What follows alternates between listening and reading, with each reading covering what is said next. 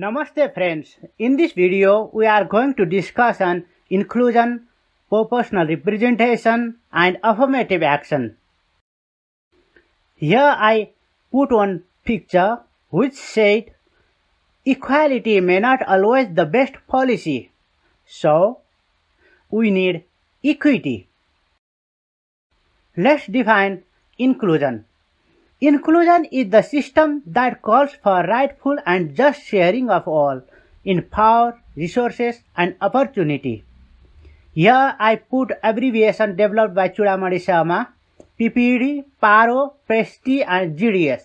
We need to protect, promote, empower and develop marginalized community, giving them power, opportunity, resource and authority in the area of political, administrative, socio-cultural, technology, economy, environment and external, and ensure their representation in governance, development and service delivery. There are three methods of inclusion: affirmative action, proportional representation, reservation. Let's discuss one by one. What is affirmative action? Affirmative action is a positive act of unequal treatment to the people of unequal status to bring equality among them, bringing marginalized groups in the mainstream, support to disadvantaged, empower to weaker, and opportunity to excluded. In our constitution, there is right to equality, but in the proviso, it said the making of special provision by law of the protection, empowerment and development of the citizen, including socially or culturally backward women, class, caste, backward region, helpless and marginalized segment. This is the provision of our constitution. We can make affirmative action through empowerment, social opportunity, social security and targeted program. In our Civil Service Act 2049, there are some provision regarding affirmative action. There is maximum age bar for male is 35 but female is 40 to compete in Public Service Commission exam. The probation period for male is 1 year but female is only 6 months. Women, indigenous people, Madhesi, Dalit, disabled and persons from backward region is eligible for promotion 1 year earlier than other. For example, I am section officer now. To be eligible to promote under secretary, I need 5 years experience. But for women, 4 years is enough. Let's talk about proportional representation. Here is famous quote of J.S. Mill. One person with a belief is equal to the force of 99 who have only interest. Even one person's view is opposite to 99 people, but it is equally important. The socially backward class, gender, caste, region and other deprived segment have the right to participation in the state bodies on the basis of proportional inclusive principle. Our constitution in Article 42, there is this provision. And I highlighted the proportional word here because this proportional word is put through first amendment of our constitution. At beginning, there was only just said inclusive principle. And after putting proportional here, this carries different value. For example, while forming the cabinet, there is one prime minister and 24 ministers, altogether 25. And inclusion means if there is one woman in the cabinet, it will also inclusion. But proportional inclusion means there should be 13 women ministers in the cabinet, because in our population, there is 51% of women, and to be the proportional, it needs 51% representation in cabinet. This is the difference between inclusion and proportional inclusion. In narrow view, proportional representation refers to proportional representational election. In wider view, it refers to proportional representation in all state bodies. 40% member of House of Representatives and provisional legislature elected by proportional representation in our present mixed election system. While talking about election system, all over the world there are various kind of election system. In Nepalese context, In diagram, I show the major election system which we practiced in past and present. We can divide the election system in fundamental two categories: first past the post and proportional representation. Proportional representation election system can be list system and single transferable vote system. In our upper house, National Assembly, we use single transferable vote, but in House of Representatives, the 40% MPs are elected through list system.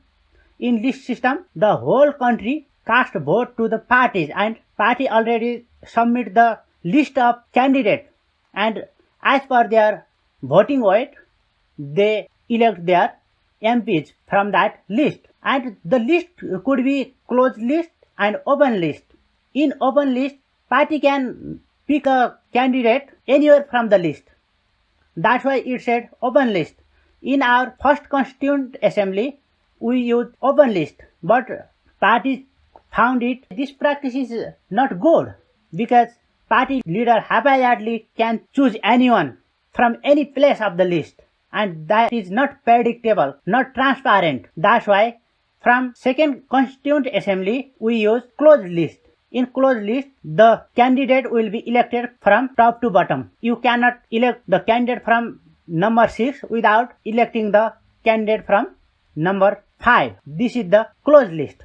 In our House of Representative Election Act 2074, here is the provision of representation.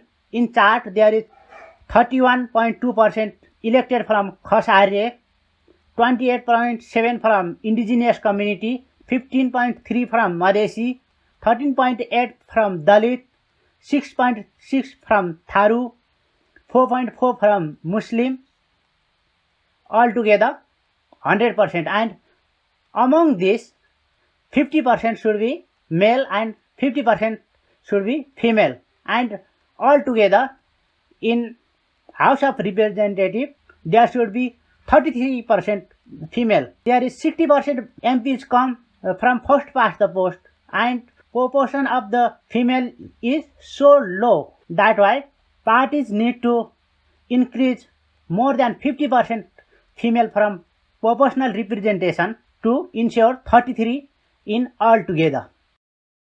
Let's talk about reservation.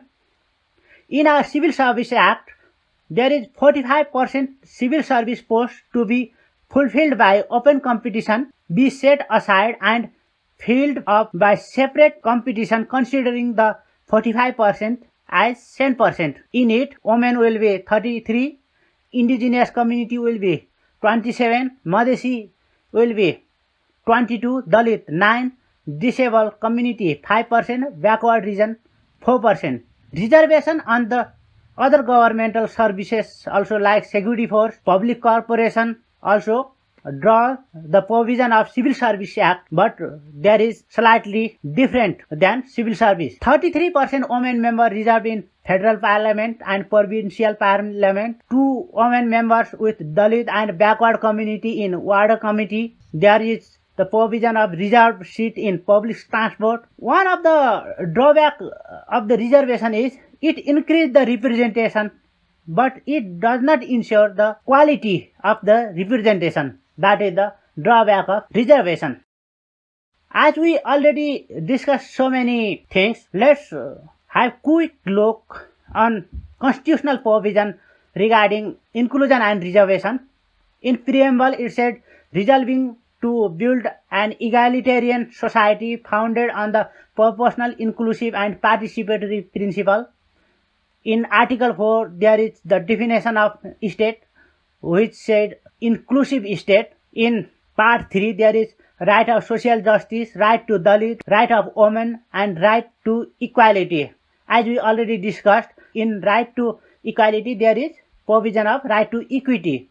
It said this equality provision won't prevent to making the special provision by law for the protection, empowerment, and development of marginalized group. There is policy related to social justice and inclusion in Part 4. Among 3 tiers of government, executive branch, president and vice president should be from different gender or community.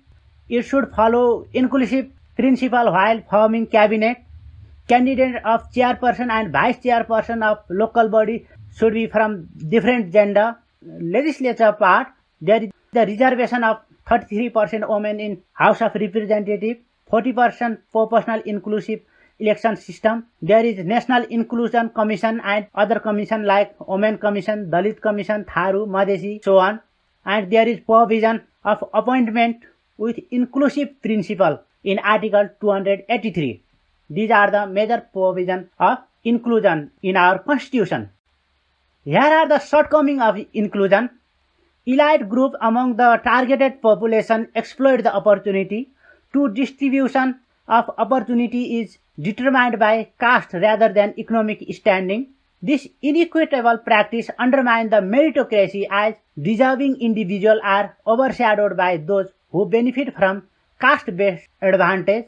Those who are not protected by the reservation system experience discrimination and sense of exclusion. Certain ethnic community with high human development index level also receive special protection.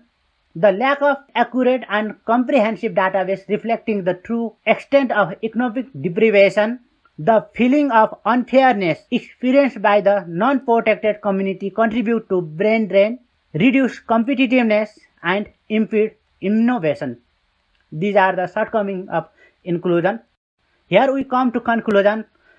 Inclusion in governance is catalyst that breathes life into democracy, fostering mosaic of voices, beliefs, and backgrounds. By embracing diversity and amplifying marginalized perspectives, the foundation of equitable decision-making are fortified, paving the way of society where every citizen's voice is heard and valued. Together, we sculpt a tapestry of collective progress where inclusion becomes the compass guiding us toward a brighter and more harmonious future. With this, we come to the end of our discussion. Feel free to comment and take part in discussion. If you haven't subscribed my channel yet, please subscribe. Thank you very much.